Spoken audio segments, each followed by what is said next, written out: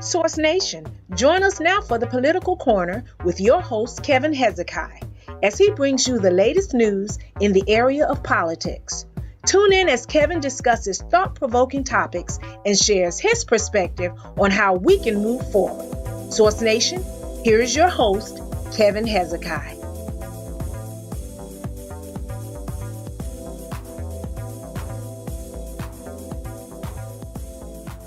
Good evening, Source Nation, and welcome to SRN Live Television. And I'm Kevin Hezeki-How, the host of the Political Corner. And tonight we have an amazing show. But before I go any further, please let me thank our sponsors who have made this show possible. And they are Zulina, Health, Wellness, and Fitness, Paper to Film Productions, Revolution Mills, and Renovations.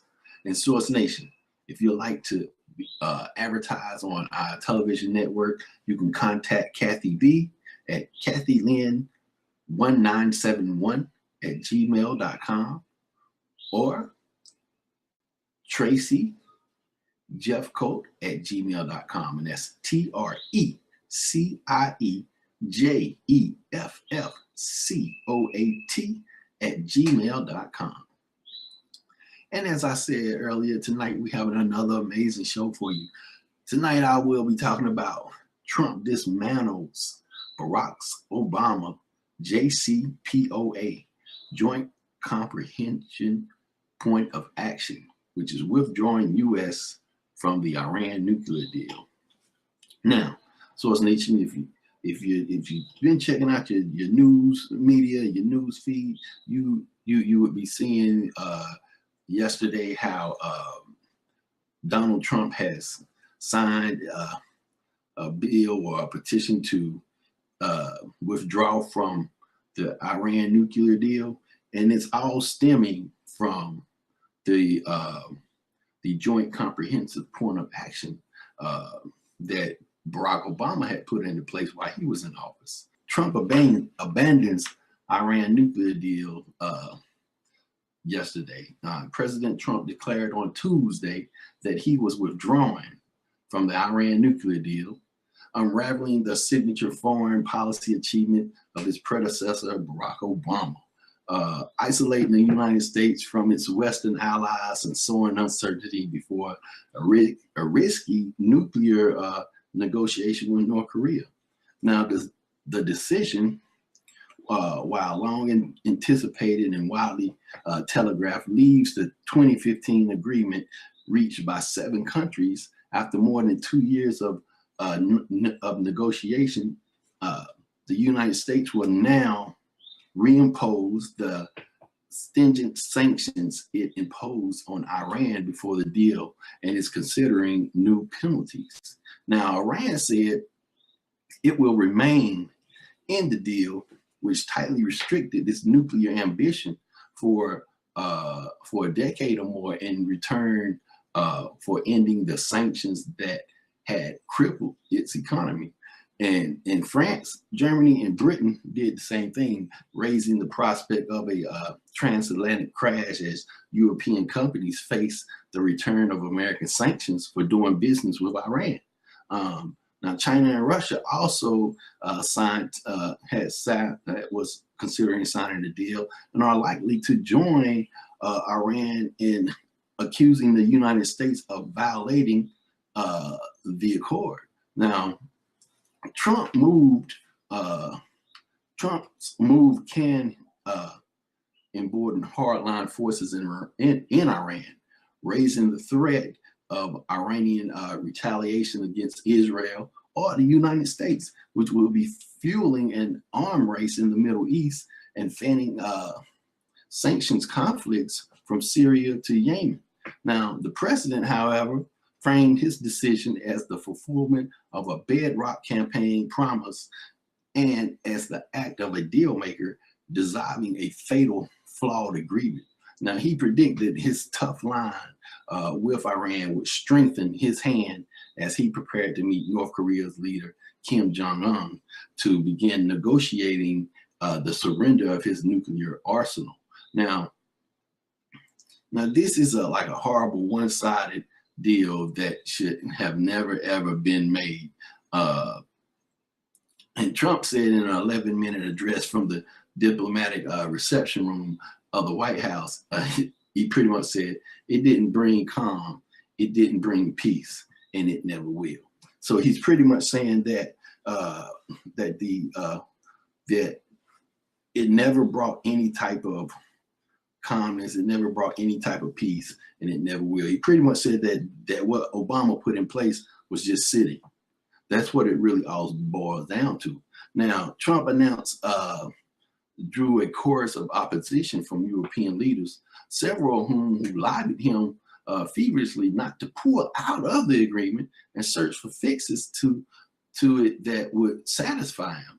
But it also drew a rare public rebuke from Mr. Obama, who said that Trump's withdrawal would leave the world less safe, confronting it with a losing choice between a nuclear-armed Iran or another war in the Middle East.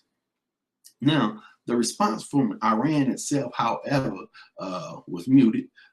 President Hussein Rouhani declared that the Iranians intended to abide by the terms of the deal, and he criticized Trump for his history of not honoring international treaties. Now, Trump won strong backing from Saudi Arabia and Israel, whose leader and Prime Minister Benjamin Netanyahu hailed him for a historic move and courageous leadership. Now, 3 times previously, the president he persuaded him not to dismantle the Iran deal. But Trump made it clear that his patience had worn thin, and with a new, more cohort of advisors led by Secretary of State Mike Pompeo and the National Security Advisor John Bolton, the president faced less internal resistance than earlier in his administration. Now, Trump had long scorned the Iran deal, threatening repeatedly to rip it up during the 2016 presidential race. Now, his impulse to act now was reinforced by what he views as the success of his policy towards North Korea. Now, he has told aides and foreign leaders that his policy of maximum pressure has forced Mr. Kim to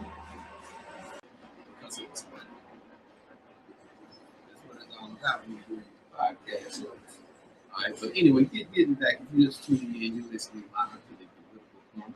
Me and your host, Kevin Hezeki-How, and we're talking about how Trump has dismantled the Iran nuclear deal, where he's pulling the U.S. out from the deal.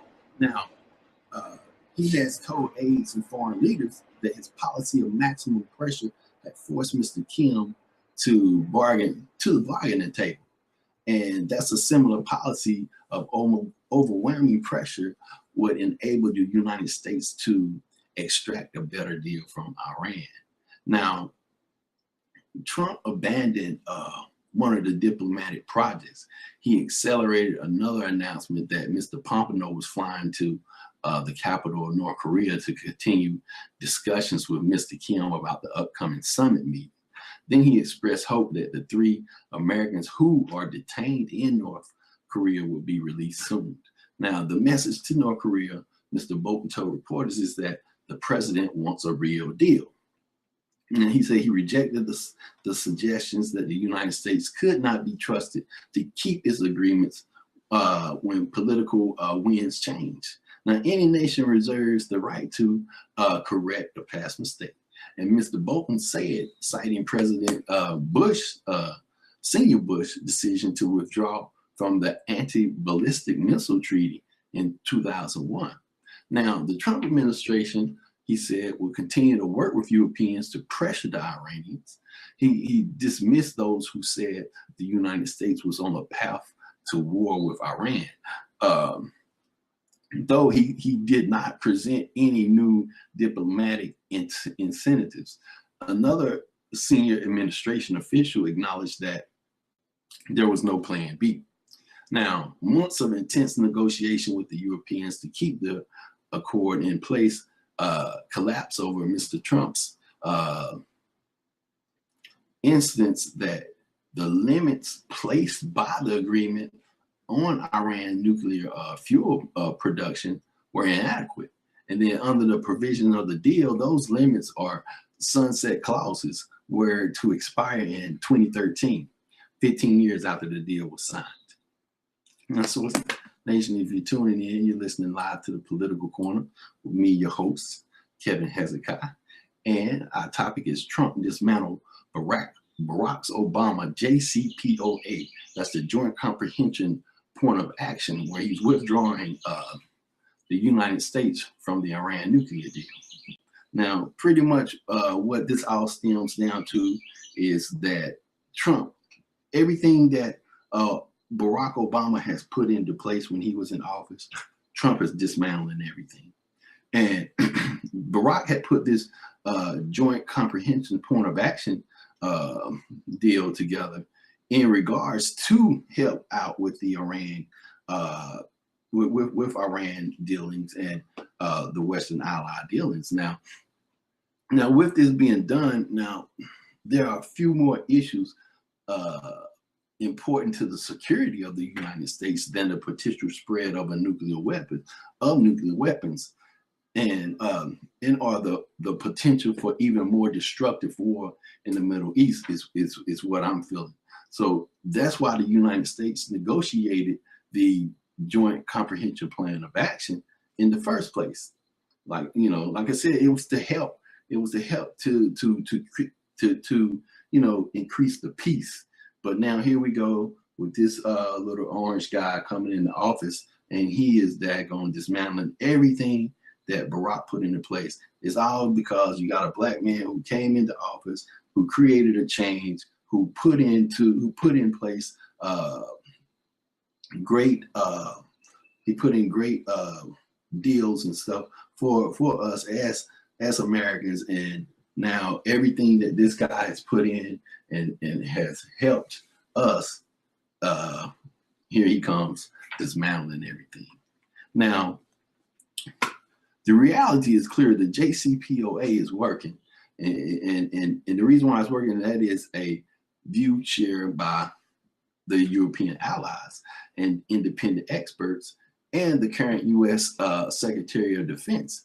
The JCPOA is in America's interest. It has significant rollback Iran's nuclear program, and the JCPOA is a model for what democracy can accomplish. Its inspections and verification regimes is precisely what the United States should be working to put in place with North Korea. and indeed, at the time when we all are rooting for democracy with North Korea to succeed, walking away from the JCPOA is risk losing a deal that accomplished with Iran, and the very outcome that we are pursuing with the North Koreans. And that is why today, yesterday, with that announcement that Trump was saying, even Barack, I agree with him. He said that it was misguided, and walking away from it turns our backs on America's closest allies, and an agreement that our country's leading diplomats and scientists and intelligent professionals negotiated. Now, in a democracy, there will always be changes in policies and priorities from one administration to the next, but consistent and sticking to all the good agreements that our country is party to risk eroding America's credibility and puts us at odds with the world's major powers. Now, debates in our country should be informed by facts, especially debates that have proven to be divisive. So it's important to review several facts about the JCPOA. Now, Source Nation, if you're just tuning in, you're listening live to the Political Corner with me, your host, Kevin Hezeki-How.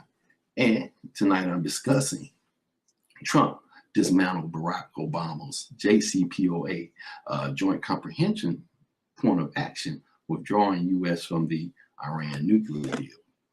Now, so what I'm touching on right now is how I feel that withdrawing from it could be critical to us as a nation. Now the first the JCPOA was not just an agreement between the Barack administration and the Iran government. Now, after years of building an international coalition that could impose crippling sanctions on Iran, the U.S. had reached the JCPOA together with the United Kingdom, France, Germany, the European Union, Russia, China, and Iran. And it's a multicultural arms control deal unanimously endorsed by the United Nations Security Council resolution. Now, second, the JCPOA has worked in rolling back Iran's nuclear program. And for decades, Iran had steady advanced its nuclear program, approaching the point where they could rapidly produce enough material to build a bomb. Now, the JCPOA put a lid on that, breaking out capacity. Now, since the JCPOA was implemented, Iran has destroyed the core of the reactor that could have produced weapons, graded plutonium, removed 2/3 of its of the fatigue, and over 1,300, and placed them under international monitoring, and eliminating 97% of its stockpile of enriched uranium. Now, the raw materials necessary for a bomb. Now, so by any measure, the JCPOA has imposed strict limitations on Iran's nuclear program and achieved real results. So now what I'm bringing to you and telling you is how this JCPOA has been helpful for us, and it's been working. But now here you have Donald Trump, who has came in and dismantled it. So Source Nation, this is what I'm telling you. We have to pay attention. We have to pay attention to our politics and to these politicians, and especially this president we have, because a lot of stuff that he's doing is just, to me, it's just out of spite. It's an ego thing. You know, he don't want to be able to say, okay, this is actually working, because President Obama put it in place, being that he is a black man. So here I am telling y'all, I'm sitting up here giving you the facts. And if you don't believe me, please go and research this stuff. Please go check it out, because this is helping. But now with Trump calling himself dismantling it, like I said, this is probably going to create some type of tension between our Western allies, between Iran. So hey, but I advise y'all to stay on top of this. Don't let this sleep. So that's why I chose this as a topic, because this is very important. Now, third, the JCPOA does not rely on trust. It is rooted in the most far-reaching inspections and verification regimes ever negotiated in an arms control deal. Now, Iran's nuclear facilities are strictly monitored. International monitors also have access to Iran's entire nuclear chain, supply chain, so that we can catch them if they cheat. Without the JCPOA, this monitoring and inspection regime would go away. So now you see what's going on? Anyway, I'm continuing right along. If you're listening live to Political Corner with me, your host, Kevin Hezeki-How. And tonight we're discussing Trump dismantled Barack Obama JCPOA, Joint Comprehension Point of Action, withdrawing U.S. from the Iran nuclear deal. Now, I'm going into what my fourth reason would be. Now, the fourth is that Iran is complying with the JCPOA. That was not simply the view that was in the Obama administration. the United States intelligence community has continued to find that Iran is meeting its responsibilities under the deal, and has reported as much as to Congress. So have our closest allies and the international agency responsible for verifying Iranian compliance, the International Atomic Energy Agency, IAEA. They have been verifying it. So here, once again, this is working for us, everybody. This is working for us, nation. Now, fifth, the JCPOA does not expire. The prohibition on Iran ever obtaining a nuclear weapon is permitted. Now, some of the most important and instructive inspections codified by the JCPOA are permanent, even as some of the provisions in the JCPOA do become less strict with time. This won't happen until 10, 15, maybe 25 years until the deal. So there's a little reason to put these restrictions at a risk today. Now, I'm going to go into my final thought with this. Now, my final thought with this is that the JCPOA was never intended to solve all of our problems with Iran. We were clear-eyed. Then Iran engages in destabilizing behaviors, including support from terrorism and threats towards Israel and its neighbors. But it's precisely why it was so important that we prevent Iran from obtaining a nuclear weapon. Every aspect of Iranians' behavior that is troubling is far more dangerous if their nuclear program is unconstrained. Now, our ability to confront Iran's disabling behavior and to sustain a unity of purpose with our allies is to strengthen with the JCPOA and weakening if we don't have it. So with this not having, it's going to make us weak. But because of these facts, I believe that the decision to put the JCPOA at risk without an Iranian violation of the deal is a serious mistake. And without the JCPOA, the United States would eventually be left with a losing choice between a nuclear armed Iran or another war in the Middle East. And we all know the dangers of Iran obtaining a nuclear weapon. It could embolden an already dangerous regime, threatening our friends with destruction, posing unaccepted dangers to us here in America. Now, our own security and triggers an arms race in the world's most dangerous region.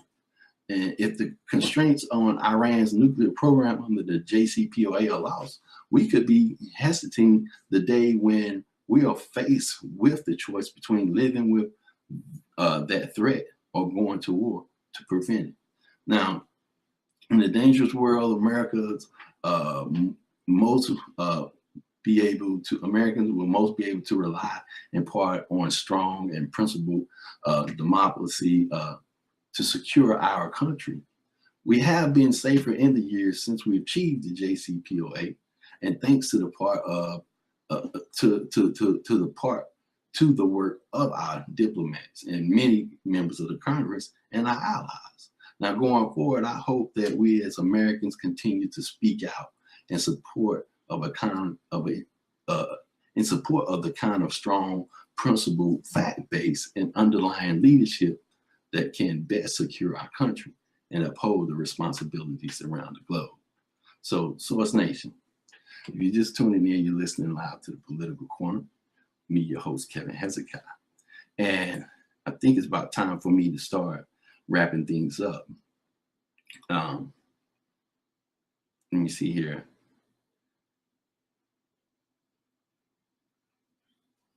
And so, Source Nation, since I'm running out of time, I want to thank our sponsors once again, and they are Meet My Type's Matchmaking, Blend to Blend Juice Bar Boutique, Urban Grandstand Digital, and New Covenant of Praise Worship Center. And Source Nation, to find out more about who we are, visit our website at www.yourbecoming www.yourvtv.info. That's www.yourvtv.info. And Source Nation, join me next week for another amazing show. Now you can follow me on social media at Kevin Hezeki-How on Facebook. You can also follow me on Instagram at Hezeki-How. And also, you can check us out on the Global Agenda Show. And you can follow us there on Facebook at the Global Agenda Show, Instagram, _global_agenda, and Twitter at Global Agenda 007. So, Source Nation, you know, before I go, I like to leave you with a small message, something to make you think. Let me see here. Give me a second. Let me see if I can pull something up. I had something earlier for us. Let me see if I can locate it. Let's see here. All right, here it goes. I'm not inspired by people who act inspiring. I'm inspired by people who are brutally honest with themselves. So once again, and I want you all to take this and think about it and apply it to you. I'm not inspired by people who act inspiring. I'm inspired by people who are brutally honest with themselves. So Source Nation, it's been real. I hope you all have a wonderful rest of the week and weekend. And like I said, please feel free to stay tuned. We have another brother that's getting ready to come up, Dr. Samori Swaggart, and check out his show, The Pendulum. All right, Source Nation, until next week, I will talk to y'all then. Peace.